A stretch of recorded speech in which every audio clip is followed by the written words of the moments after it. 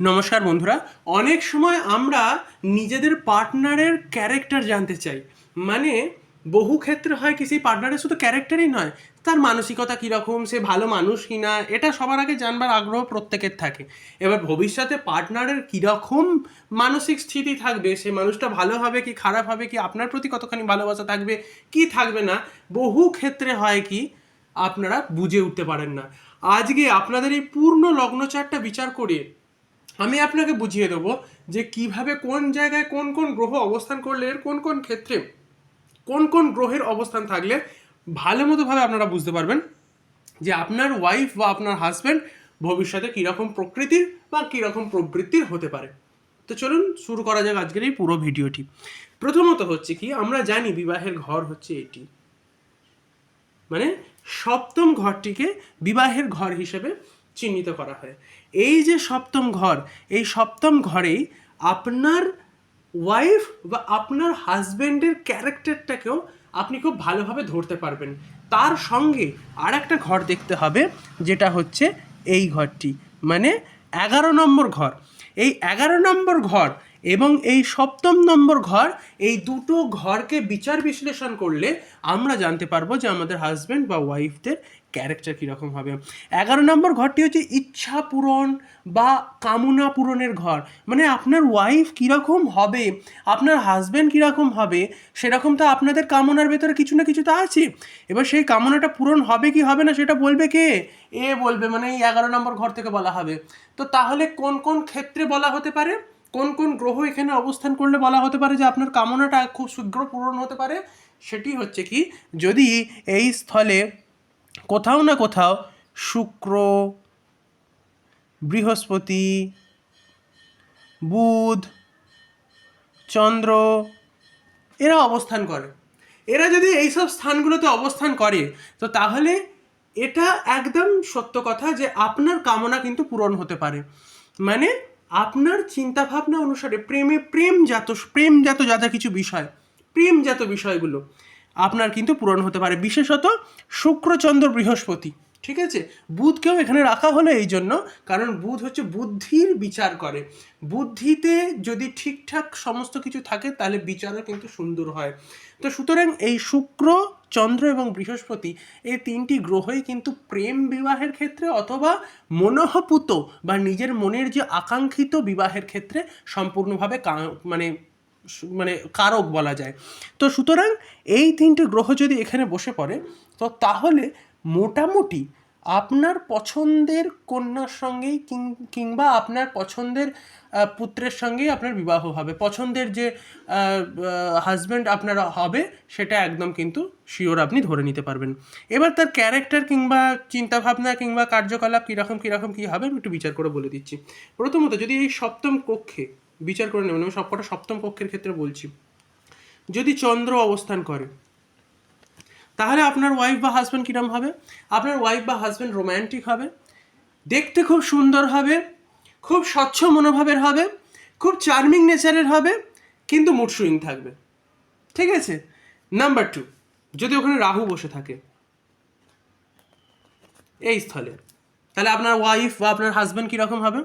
যদি রাহু বসে থাকে, আপনার ওয়াইফ বা হাজব্যান্ড ভেতর ভেতর প্রচণ্ড চক্রান্তকারী হবে, ধূর্ত হবে, চালাক হবে এবং প্রচুর পরিমাণে আপনার থেকে জিনিস মানে ইনফরমেশন লুকাতে ওস্তাদ হবে, আপনাকে ম্যানিপুলেট করতে ওস্তাদ হবে, এবং তার সঙ্গে থাকলে বহু ক্ষেত্রে আপনার ক্ল্যাশেস হতে পারে বা ঝগড়া ঝামেলা হতে পারে। নাম্বার 3, যদি ওখানে কেতু বসে পড়ে সপ্তম ঘরে, এখানে আমি সপ্তম কক্ষ বলে স্পষ্টভাবে উল্লেখ করে দিলাম, যদি কেতু ওখানে বসে পড়ে তো আপনার সঙ্গে আপনার হাজব্যান্ড বা ওয়াইফের ঝামেলা হতে পারে, আপনার বিপরীতধর্মী নেচার হতে পারে, আপনার নেচারটাকে সে পছন্দ করবে না বা আপনার নেচারের সঙ্গে তার কোনো দিক থেকে কোনো বিষয় মিলবে না, যদি সপ্তমে কোথাও কেতু বসে পড়ে। এরপর যদি রবি বসে, যদি ওই স্থানে রবি বসে সে ভালো হবে, কিন্তু আপনাকে তাকে তেলিয়ে চলতে হবে, ঠিক আছে। আপনাকে বহু ক্ষেত্রে তাকে তেলিয়ে চলতে হবে। বহু ক্ষেত্রে সম্ভাবনা থাকে যে এই ধরনের লোকেদের সঙ্গে কর্মসূত্রে পরিচয় হওয়ার সম্ভাবনা থাকে। এই ধরনের লোকেরা ভালো হয়, নেচার গুড হয়, চিন্তাভাবনা ভালো থাকে, কিন্তু আপনার ওপর ডমিনেন্ট মানে ডমিনেট করবার একটা ইচ্ছা তাদের থাকে। এই ডমিনেট করবার ইচ্ছাটা থাকবার জন্যই কোথাও না কোথাও কিন্তু আপনার সঙ্গে ইগো ক্ল্যাশেস হতে পারে, গণ্ডগোল হতে পারে। ঠিক আছে, মানে সেই ব্যক্তির একটু ইগো থাকবে স্ট্রং লেভেলের। এরপরে মঙ্গল যদি আপনার সপ্তমে বসে পড়ে তাহলে কি হতে পারে?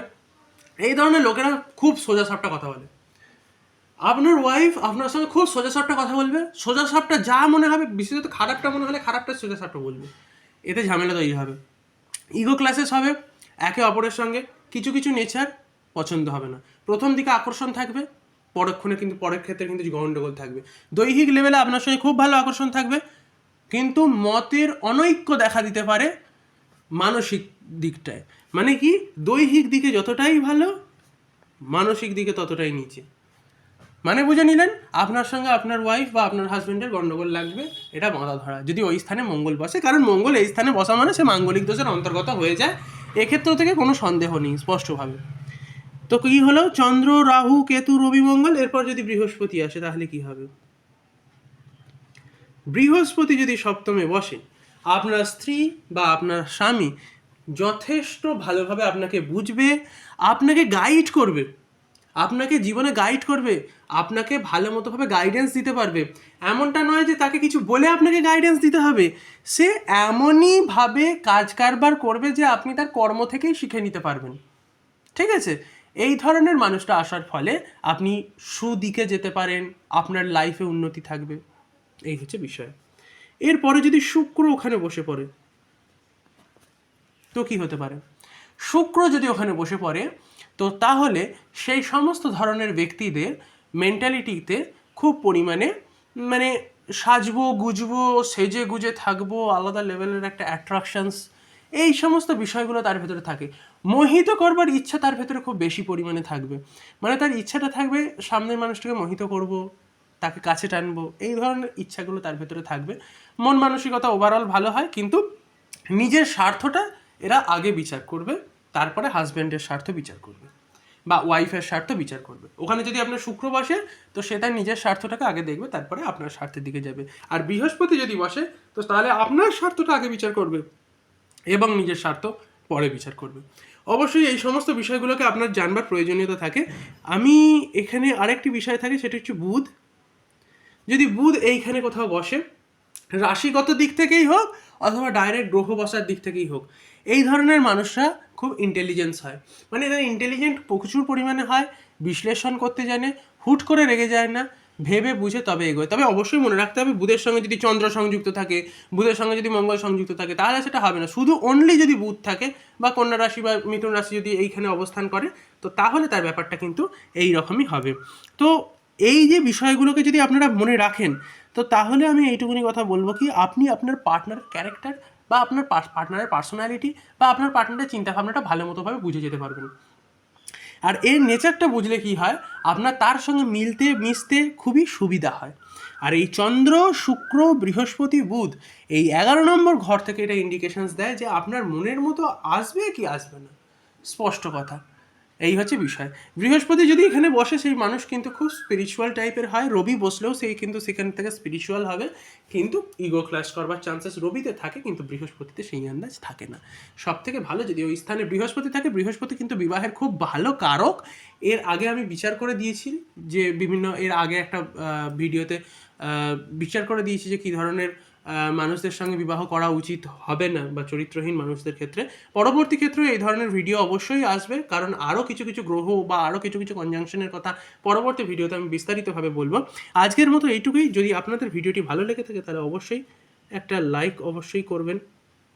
আর আপনাদেরকে একটুখানি কথা বলি যে আমার চ্যানেলে এসে যদি আপনাদের আমার ভিডিও ভালো লেগে থাকে তাহলে সাবস্ক্রাইব করতে আপনারা কিন্তু ভুলবেন না, সাবস্ক্রাইব কিন্তু অবশ্যই করবেন।